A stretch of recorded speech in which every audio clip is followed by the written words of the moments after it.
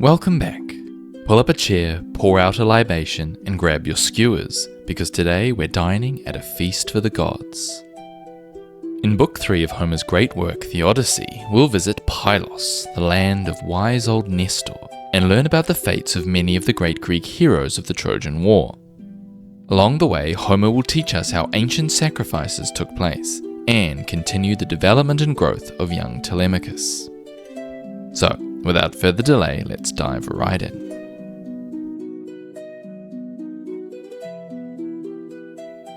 Homer once again plants us right where we left off at the end of the previous book, at sea with Telemachus and Athena on their way to Pylos.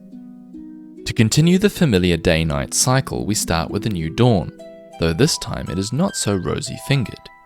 Here, the sun leapt up into the brazen firmament, signaling that we are immediately into the bright hours of the day. This makes sense as the ship soon comes to shore in Pylos, where they find Nestor's people already making sacrifices to Poseidon on the beach. These rituals are the running thread of action throughout this book, and we'll explore them in greater detail later on. The gathering on the shore is quite large. Homer tells us there are 9 companies, each with 500 men and 9 bulls to sacrifice per company.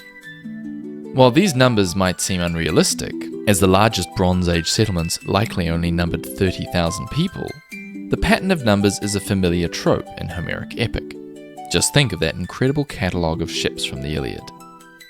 It's enough to say that likely all the men of Pylos are here, marking this as a significant religious event. Poseidon is the god of honour for this feast, understandable for a coastal settlement, and they are sacrificing jet black bulls, animals which were sacred to Poseidon. At our first introduction to Nestor and the people of Pylos, this is a clear signal that they are civilized and God-fearing. Throughout the winding travels of the Odyssey, we are presented with many new lands and peoples. Homer often has his characters question whether these new people will be civilized or savage, welcoming or hostile. And this is one of the best signs that Pylos will be a safe haven for our hero. Happy in the knowledge that they are among friends, the crew land the ship and disembark, with Athena taking the lead.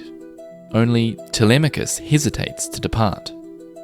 Athena is quick to notice and calls him out for this, half chiding him and half encouraging him, while reminding us all of Telemachus' purpose here, to quiz Nestor about his missing father. Telemachus reveals the source of his hesitation, simply that he is afraid he might embarrass himself in questioning a man so far his senior, both in age and reputation. But Athena is having none of this, and cryptically answers that where his skills fail, a god will do the rest. For the gods have blessed both your birth and your progress to manhood. This moment provides us with some nice dramatic irony.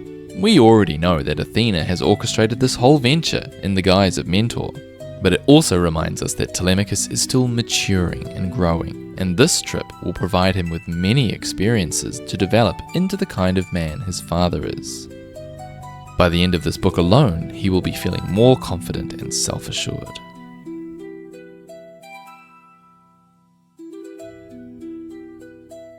With these nerves settled, they approach the gathering and find the spot where Nestor and his sons are seated. Roasting meat is part of the sacrifice. Without delay, they are met by Nestor's son Pisistratus, who warmly greets them, seats them in a place of honour near their father, and supplies them with meat and wine for the ritual.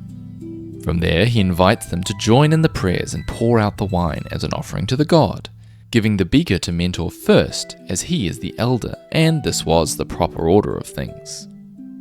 It's also significant that at no point has he asked the travellers who they are or why they are here, nor demanded anything from them before they are invited to join in.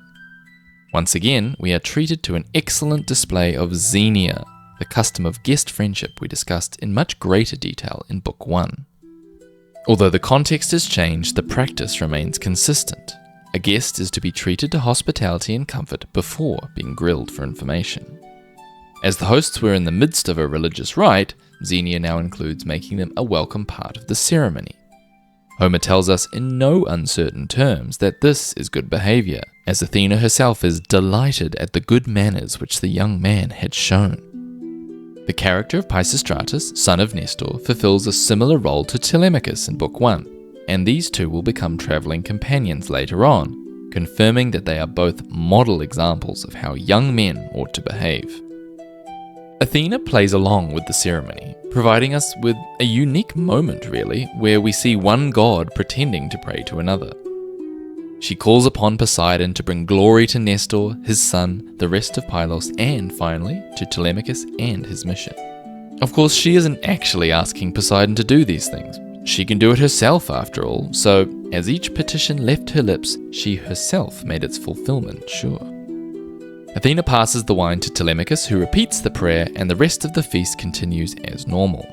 Only once this is complete does Nestor find the appropriate moment to question his visitors, which he himself confirms is the proper timing. As is the usual custom in epic, he presents a series of questions all at once, which will all be answered together in turn. In asking the reason for their visit, he gives two potential options. Are they on a trading voyage, or are they a gang of roving pirates? These alternatives represent that same civilized versus savage dichotomy we saw earlier, now from the perspective of those on the shore, a unique insight into how people might have felt when they saw a strange ship arriving in their harbour.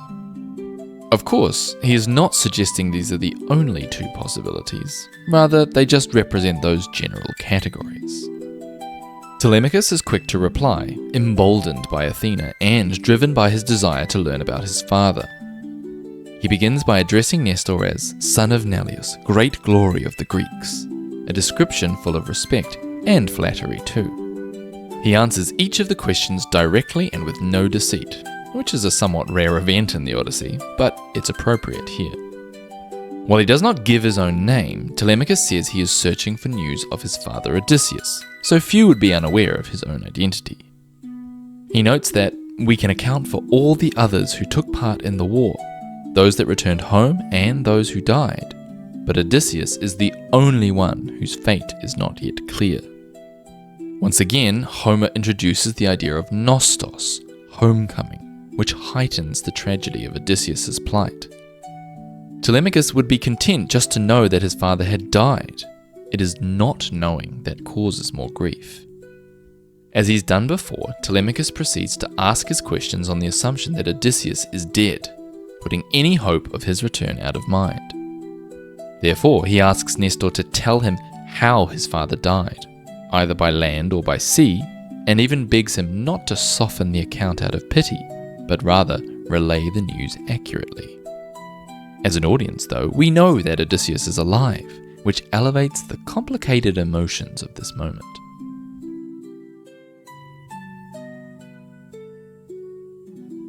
Nestor is immediately caught up in nostalgia at the mention of Troy, though his memories are not all pleasant. He recalls the suffering they endured, the endless raids and battles, and the many comrades he lost. These include greater Ajax, who fell by his own hand, Achilles, struck down by Paris's arrow, and even Patroclus, whose death is of course a pivotal moment in the Iliad. These examples serve to remind us of the Odyssey's focus on the fate of all the heroes of the Trojan War, be it death or safe return. Alongside these memorable warriors, Nestor recalls his own son, Antilochus, strong as he was handsome. There is no shortage of grief in his bittersweet recollection of his son's great features, surrounded though he is by his 6 surviving ones. Furthermore, there are echoes of Aegyptius' speech in Book 2, who also lost his eldest son, suggesting this type of loss was commonplace after wars and campaigns in the ancient world. The Trojan War must surely have deprived many families of at least one son, a familiar kind of loss that was keenly felt millennia later in the aftermath of the First and Second World Wars. Nestor puts an endnote to these reflections by pointing out that no man could fully recount the scale of this loss, a neat little nod to the artistry of the bard. Not even Homer could fit the entire story of the Trojan War into a single work. By now, Nestor is in full recollection mode, and he launches into a description of the concluding moments of the war. After 9 years, every strategy the Greeks have tried has failed, made especially difficult by Zeus in Nestor's eyes. Just the mention of stratagems brings Odysseus to mind, and Nestor points out how much Telemachus reminds him of the complicated man in his way of speaking, suggesting his fears about questioning Nestor were unfounded. Nestor is particularly fond of Odysseus, as they were never once on opposing sides of a dispute during their time at Troy. Nestor proceeds to skip over recounting the actual sack of Troy, though the shadow of Odysseus' scheme sits like a wooden horse in the room, so to speak. But Homer will save that story for another time. The focus here is on what happened to the Greeks after they left Troy, and the complicated fates of the various members of their fleet. Nestor tells us from the outset that the gods had it in for them, and that Athena in particular brought disaster upon many of their ships. Many came to grief through the fatal anger of the bright-eyed daughter of Zeus, because we have not all behaved sensibly and honestly. His words call to mind Zeus's statement in the opening of Book 1, that mortals bring disaster upon themselves, worse than what was fated, because of their own transgressions. And so the many dire, impious acts of the Greeks during the sack of Troy came back to bite them. Athena does not exact her punishment all at once, however. Instead, she causes dissension among the Greek ranks and continually breaks up and scatters the fleet on their homeward journey. And it is because of this scattering that so little news of Odysseus' return has come back to his home at the present day. According to Nestor, the trouble begins with a quarrel involving Agamemnon. Now, does that ring a bell? Though this time he is arguing with his own brother Menelaus, who wants to depart as soon as possible. Agamemnon, however, wants to stay and make offerings to the gods before they depart, so the brothers call the men to an assembly at sunset when they are already in their cups. The brothers' disagreement spreads among the ranks, and soon the whole gathering breaks down into a cacophony of shouts, with the men returning to their camps to nurse their vindictive feelings overnight. Consequently, when morning arrives, half the men sail off and leave the remainder behind. Nestor was part of this first group to leave, but they don't make it very far.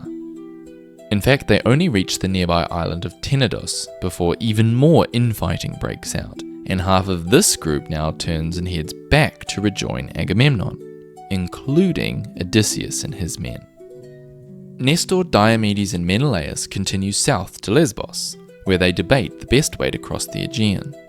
A direct route to the north of Chios straight across the open sea, or a safer, longer route to the south following the chain of islands in the Cyclades. With a little help from the gods, they receive a sign to head straight across the sea to Euboea, and their ships are even boosted by a favouring wind.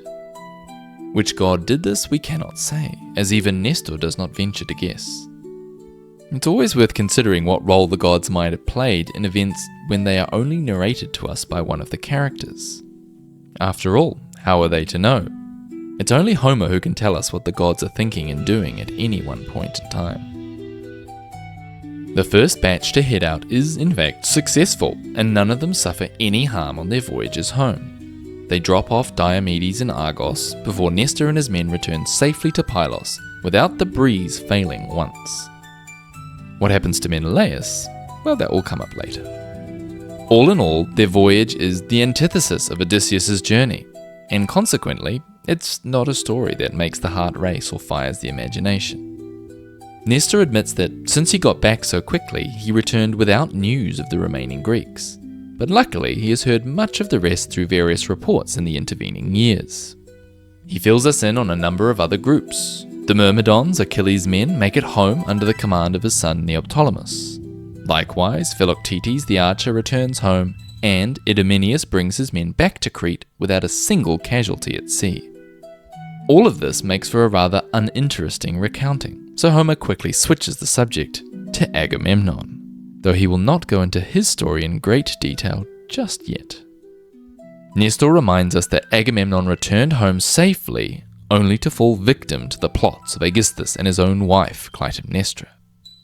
When he mentions the revenge that Orestes took upon them, he gives the same encouragement to Telemachus to be like Orestes that Athena gave him in Book 1, almost word for word. And with that, Nestor concludes his summary of all the information that he knows. Importantly, we have not learned anything new about Odysseus. If Telemachus is to find out that he is still alive, it will not be today.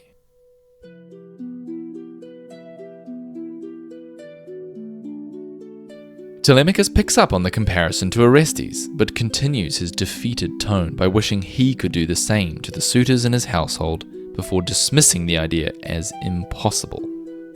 At the mention of the suitors, Nestor notes that even he has heard the story of their abuse of household and hospitality in Ithaca, before needling Telemachus to try and understand how the situation had arisen. He asks whether the Ithacans tamely submit to them, or if a god has spread a rumour to turn their hearts against Telemachus and his family. Once more, the suitors' actions are shown to be offensive to sensible men, who are almost incredulous that this state of affairs has been allowed to continue. In another moment of dramatic irony, Nestor wishes that Athena could guide and favour Telemachus in the way that she did for Odysseus, not knowing, of course, that she is standing right next to him. There is perhaps even a tone of envy when he says, "Never in my life have I seen the gods display such open affection as Athena did for Odysseus." With the gods on his side, he believes Telemachus could dispatch the suitors and reclaim his household. Telemachus, as demoralized as ever, calls this impossible, even if the gods willed it. Such a sharp rebuke of the power of the gods reflects Telemachus' pessimistic outlook, and Athena cannot let it stand. She interjects immediately, with dramatic irony now off the charts, to remind him that anything is possible if the gods will it. Athena then makes perhaps one of the most important observations of the entire story, that surely it would be better to endure all the hardships that Odysseus has faced in order to come home safe at last, than to reach home and die immediately as Agamemnon did. This formulation is all the more striking when we compare it to the choice that Achilles faced, to win glory and die young, or live out a life in quiet mediocrity. If you stick around, later in the story you'll see Achilles' shade tell Odysseus that he regrets the choice he made, and he would rather be alive and a slave than even a king among the dead. Athena finishes with a chilling reminder that all men must die, and not even the gods can save the ones they love from their fate. One cannot help but recall the death of Sarpedon in the Iliad, where Zeus himself weeps at his inability to save the son that he loves. Telemachus agrees with Athena but declares that the conversation has gotten far too heavy. He returns to Nestor and proceeds to question him about the fate of Agamemnon and why Menelaus was unable to save him. This is a nice way for Homer to fit the extended story of both characters' fate into the narrative. By inserting these digressions at various parts of the tale, Homer fills in much of the intervening story in a non-linear jigsaw-like style that keeps the listener interested. This is a classic remnant of the oral tradition, where you can imagine that an audience might want to hear about a certain hero on a different night, and the bard would find a way to weave it into whatever else was going on. Long digressions, backstories, and flashbacks all bring the story to life in this way, and transport us back to those same campfires where the ancient bards once held us captivated.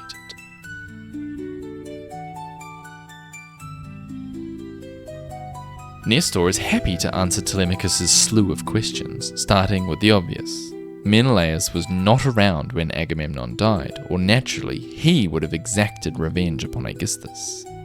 We learn more about this villain, who charmed Clytemnestra while her husband was away at Troy, though we are told she resisted him at first. Agamemnon had even taken precautions, leaving behind a minstrel to keep watch over his wife. But Aegisthus quite cruelly abandoned him to die on a desert island, removing any obstacle to his carrying off Clytemnestra to his own home. While carrying her off might seem ambiguous, Homer leaves us in no doubt that she was obliging. He describes the pair as fond lover, willing lady. A neat phrasing that he inverts when we meet Odysseus on Calypso's isle. There the pair are cold lover, ardent lady, as Odysseus is forced to sleep with her against his will. Aegisthus, we are told, went as far as to make sacrifices to the gods in thanks for the success of his scheme. continuing the running motif throughout this book with a more sinister twist. Returning to the subject of Menelaus, Nestor notes that on the journey home, he was delayed at Cape Sunium when Apollo shot his helmsman Phrontis with a painless arrow, a unique concept that perhaps conveys how a heart attack or a stroke may have been perceived in ancient times. Menelaus stops to bury his comrade, another important religious custom, and then gets into further trouble once he sets off as a huge storm splits his own fleet in two. Half his men end up in Crete, barely escaping being shipwrecked on a massive rock, while Menelaus and 5 of his ships are blown all the way south to Egypt. In this way, as Nestor explains, Menelaus was extremely far from home when Agamemnon was killed by Aegisthus. We don't get any more of Menelaus' story here though, as we will be hearing it straight from the horse's mouth in Book 4, and Homer doesn't want to give too much away just yet. For now, we only learn that he does not return home until after Orestes has exacted revenge on his father's killers, 9 years after the crime was committed. And it's at the very banquet held to celebrate their deaths that Menelaus finally returned from Egypt, with shiploads of treasure.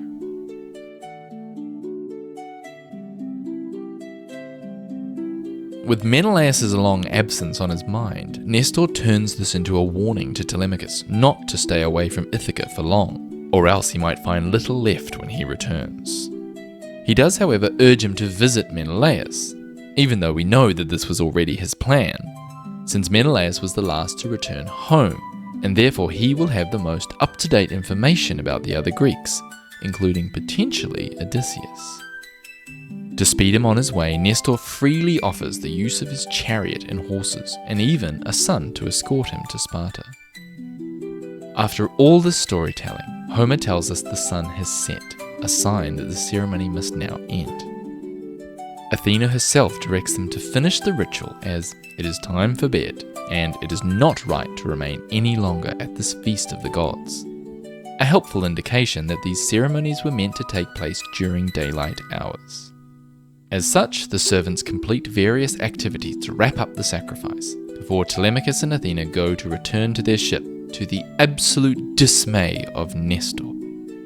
The old king cannot stand the thought that a guest would not stay at his palace for the night, as the custom of Xenia dictates. He exclaims that his reputation would suffer, that he would appear like a destitute pauper who could not afford the blankets to house a traveller.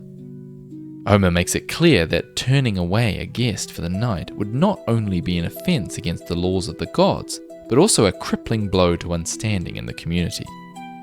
Nestor insists, therefore, that they come sleep in the palace.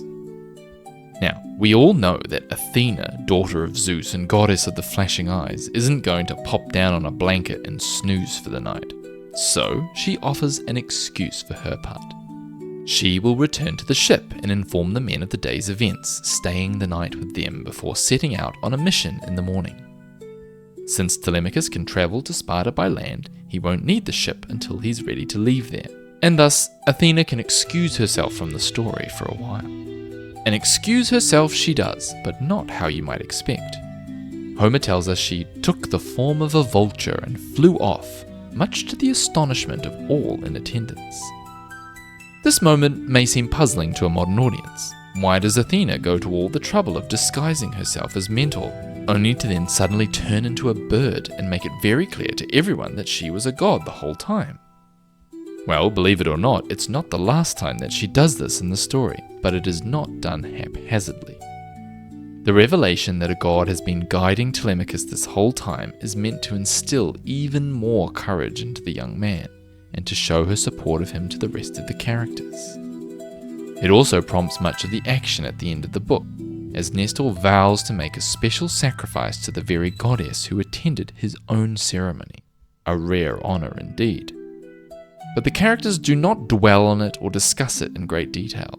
It doesn't particularly serve the story to do so, so they just move on. Nestor makes a prayer to Athena, asking for fame for himself, his sons, and his wife. Athena hears his prayer, which is Homer's way of telling us that it is granted. And perhaps his role in this story is proof enough that his wish came true. They all head to the palace, where they make libations to the daughter of Zeus, before going to bed for the night. Telemachus is set up in a bedstead in the portico alongside Pisistratus, who is the only one of Nestor's sons that doesn't have a wife to head home to. For the same reason, he will also be Telemachus' companion on the long journey to Sparta.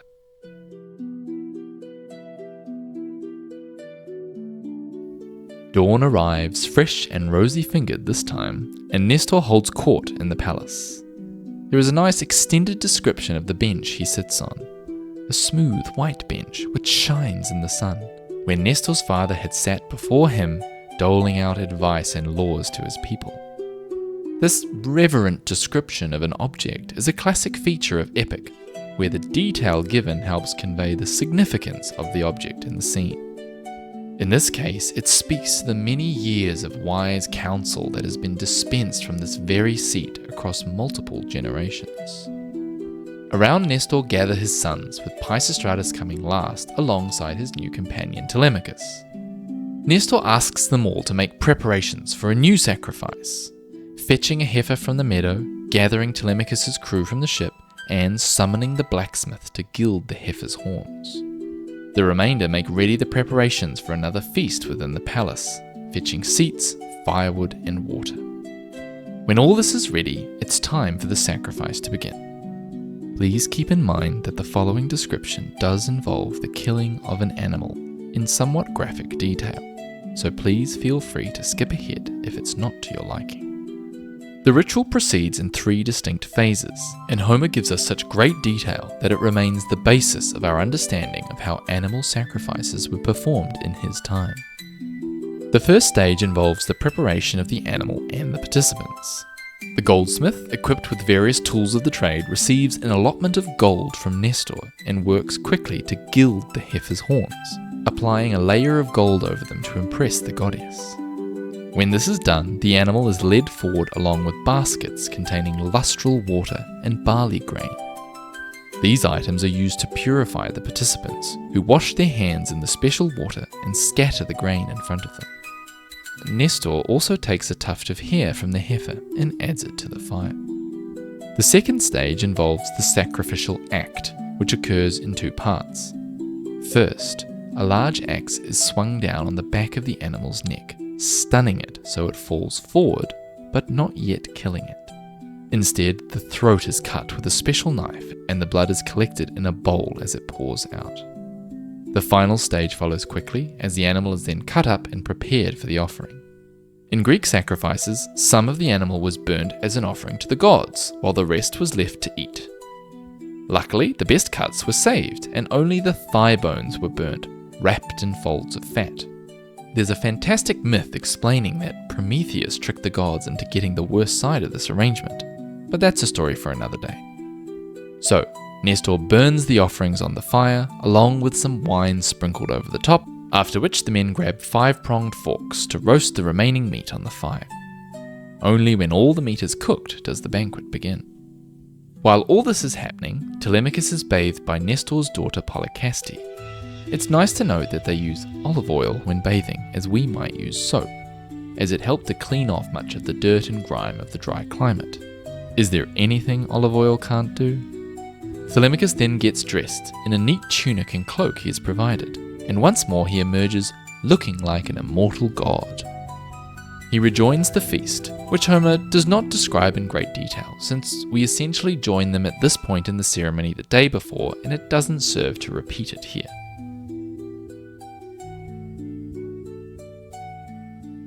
The rest of the action in the book flows quickly onwards. Nestor has them prepare the chariot and a bunch of goodies for the ride. Pisistratus takes the rein and the two drive off across the Peloponnese towards Sparta, the home of Menelaus. The journey is more than a whole day's ride, so they stop at the house of Diocles and Pherai, who naturally shows them perfect Xenia.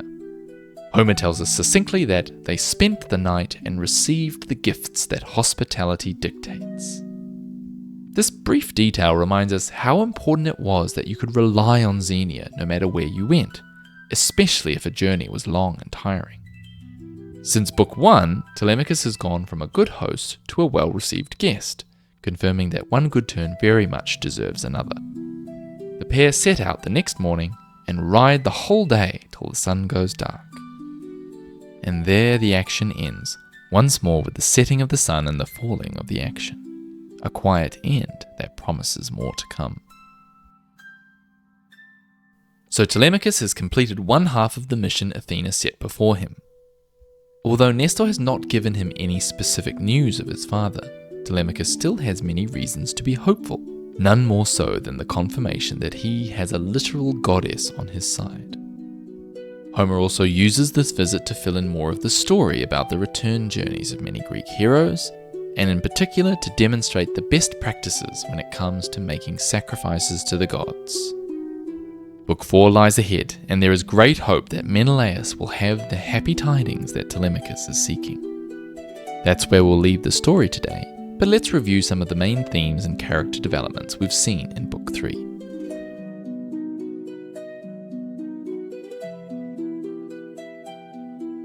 Book 3 is chock full of sacrifices, especially the ones in Pylos that our characters attend. Through Homer's detailed description of the various steps involved, we learn a lot about how they functioned, and are prompted to consider the purposes they served in Greek society. Nestor is clearly a religious man who ensures he always honours the gods properly. In his own words, we learn that he was guided safely home from Troy by a favouring wind. No doubt, his reward for years of devotion. He is likewise overjoyed to learn that a god attended his feast, and Athena is gracious enough to grant his prayers for his family. We also see the flip side of this, where the Greeks at Troy cannot prevent disaster at the hands of the gods by making sacrifices, since their many transgressions have already piled up doom upon them. All these examples add to the rich portrait of religious ideas and beliefs in Homer's world. Book 3 provides an extremely useful opportunity to fill in the story of the other survivors of the Trojan War, since the story will soon move to focus on Odysseus. Nestor is able to give us a good summary of many of the well-known characters, many of whom return home without great drama. The particular focus is on Agamemnon and his dark fate, which prompts comparison with Odysseus' journey and eventual homecoming. Intertwined within these stories are many judgments about what these characters deserved based on how they had behaved at Troy. While not the major focus in this book, we see the return of the concept of guest friendship we call xenia. Telemachus and Athena are welcomed instantly, without hesitation or question, by Nestor's son, and later we learn that it would be a huge slight on Nestor's reputation if he did not host them for the night. On the journey to Sparta, Telemachus' travels are made far more straightforward by the knowledge that he can rely on the hospitality of anyone he meets on the way. Since Telemachus was an excellent host in Book 1, it is rewarding now to see him benefit from the same hospitality on his own travels. The suitors' transgressions were the major focus of Books 1 and 2, but now we shift to the consequences of sacrilegious and nefarious actions committed by the heroes of the Trojan War.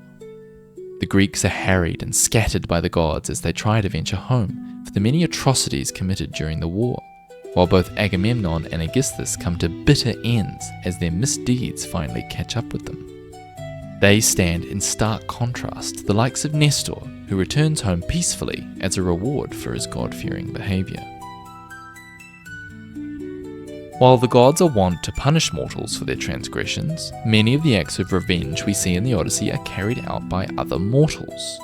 Orestes is the prime example in these early books, while the focus is on Telemachus, as the two share much in common. Where someone has earned it through their behaviour and transgressions, revenge is condoned and even celebrated. The gods and mortals alike praise Orestes' slaying of Aegisthus, and Nestor encourages Telemachus to punish the suitors.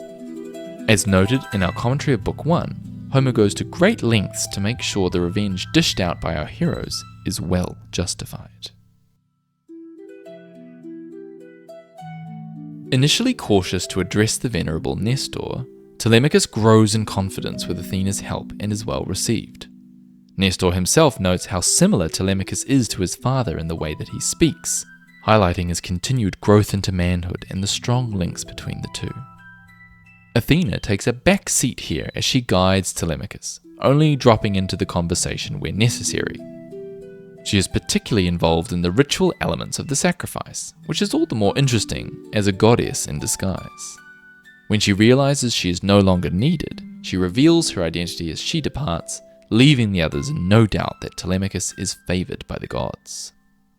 Nestor gets his time in the sun in Book 3, since we won't be back to see him again. The aged king is fair, wise, and God-fearing, and as a result of all these, we see he has been blessed with a loving family and a prosperous people. His counsel is as helpful as it can be, since this visit is really only meant as a prelude to seeing Menelaus. It's nice, however, to see at least one of the Greeks home safe from Troy without any trouble in their home. And that brings us to the end of Book 3. Please remember to drop a like on the video and subscribe if you haven't already. As always, please leave any comments or thoughts with me and I will address them in a later video. Until next time, take care.